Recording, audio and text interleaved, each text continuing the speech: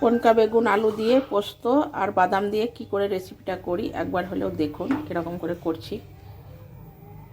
আজকে আমি পনকো শাক করব, তো বেগুন আলু দিয়ে পনকো শাক আর আপনার বাদাম আর পোস্ত দিয়ে করব। তো ভালো করে শাকগুলো কেটে ধুয়ে পরিষ্কার করে নিয়েছি, ধুয়ে পুছে নিয়েছি।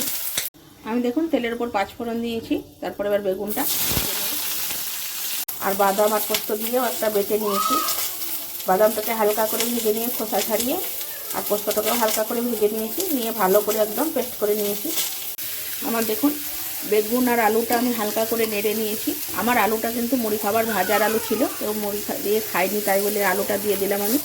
আপনারা হলে ছোটো ছোটো করে আলুটা কেটে নেবেন। তারপরে এবার শাকগুলো দিয়ে দিলাম। শাকগুলো দেওয়ার পরে এখানে নেড়ে চেড়ে লবণ আর দেবো চিনি পরিমাণ মতন, নুন মিষ্টিটা দিয়ে নেব, তারপরে ঢাকা দিয়ে দেবো। তো দেখুন আমার খুব সুন্দরভাবে বেগুনটা সিদ্ধ হয়ে গেছে, আলুটা তো ভাজাই ছিল, তো আপনার শাকে কিন্তু একটুও জল দিইনি। তো সুন্দরভাবে একদম মানে নেড়ে চেড়ে ম্যাশ করে নিয়েছি।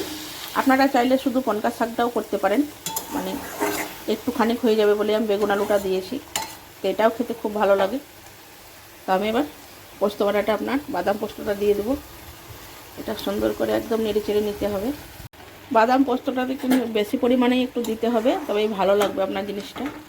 তো দেখুন এটা ভালো করে নাড়চাড় করে নেব।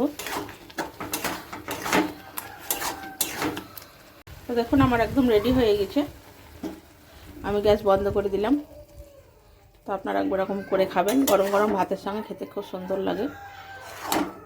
তো এটা দিয়েই ভাত খেতে ভালো লাগবে, আর কিছু মনে হবে না তরকারি খাবো।